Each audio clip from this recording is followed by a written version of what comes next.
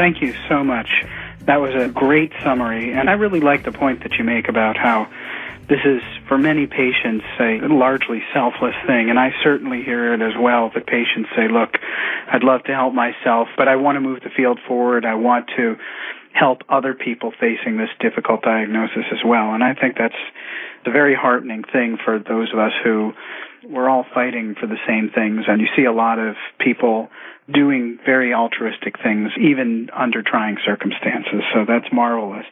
I wanted to ask you, you brought up the approvals of gefitinib, of Iressa, a decade ago, and more recently crizotinib, the ALK inhibitor, based on smaller studies. And these are in targeted populations.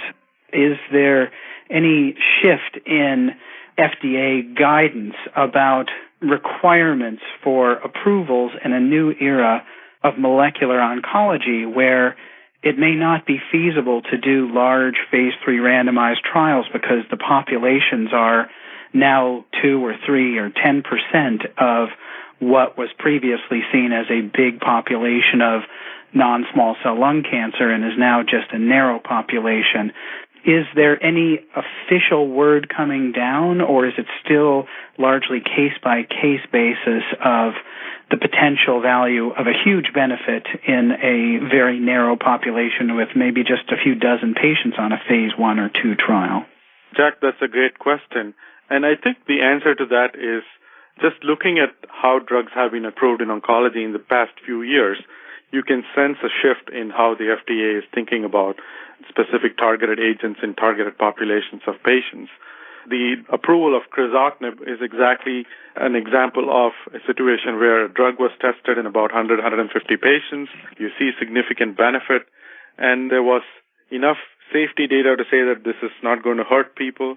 The FDA gave it an accelerated approval. So the accelerated approval status is something that actually is going to help get a lot more of the newer drugs tested in relatively smaller number of patients than what we are conventionally used to in phase 3 trials. Subsequently, you do have the burden, after the drug is approved with an accelerated status, to test it in larger patients to show that the results hold good. But I think there is a clear shift that I can sense and that has been evident in the most recent approvals of the FDA. You're chairing the Lung Cancer Committee, and cooperative groups have really changed or must really be facing this challenge as well.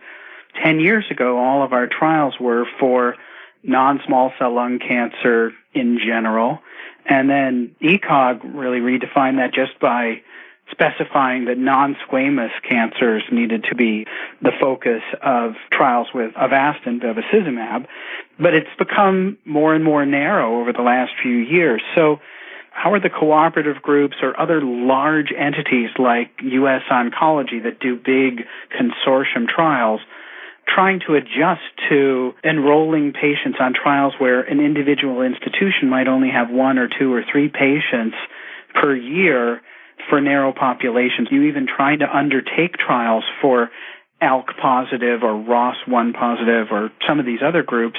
Is that feasible, or do you need to largely focus on bigger populations for your questions?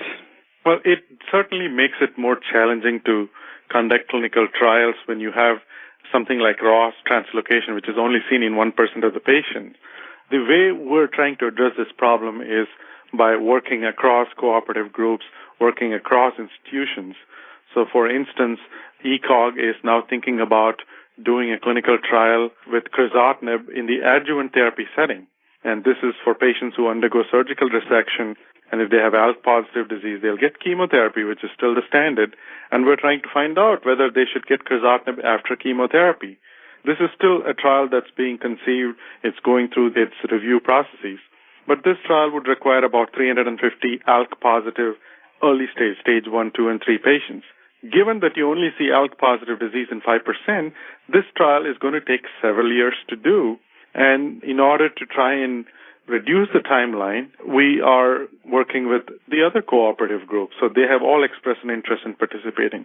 And the goal would be not to have competing trials for the same patient population. We all work together. So there's one trial, patients know where to go to get it, and try to open as many sites as possible that patients can go to without having to travel hundreds of miles to participate. This is going to require a greater cooperation among institutions, among cooperative groups, and also this is one area where organizations like GRACE can help guide patients. For instance, if we can get the word to the patient community that there is a trial for ROS1 disease available at this, and this institution, then for those of them who have the ability to go to those institutions, they have the knowledge that this trial is open. So I really think that this is going to be the next biggest challenge. How do we match patients with specific molecular targets to the most promising drugs that they can access to? And we clearly have to work together on this. I just wanted to ask one more question, and that is related to the infrequency of some of these molecular markers and the geographic lack of density. There are patients for whom traveling to one of a handful of centers running a trial for ROS1 mutation-positive patients will be a challenge. Is it feasible, or are there prohibitive barriers to patients doing telephone or video-based telemedicine consultations and follow-ups, at least intermittently, with the 3, 5, 10 centers in the country that are doing some of these trials? Or is it going to be necessary, you think, for perpetuity, that patients need to drive or get on a plane to participate in these studies that are only available in a handful of centers? So I would look at it in two steps. One is, if there is a trial for rare mutation, the first step is for us to find out if a given patient has that rare mutation or not. Testing for that, this day and age, can be done at a local institution. Even if that institution cannot do the test, they can send the tissue to the institution where the study is being done, or another entity that can screen for that mutation. So at least that part you can do without patients having to travel. Once you have a patient who has a specific mutation that's come up on the screening, then at least as things stand now, we will have to get them to the nearest institution that has the trial open.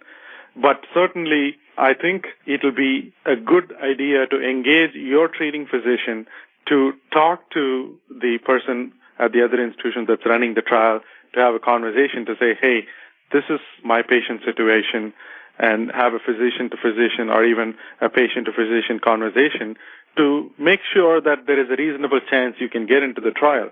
You don't want a situation where a patient travels 300 miles to go and find out that the trial at that institution is on hold for accrual because of some amendment.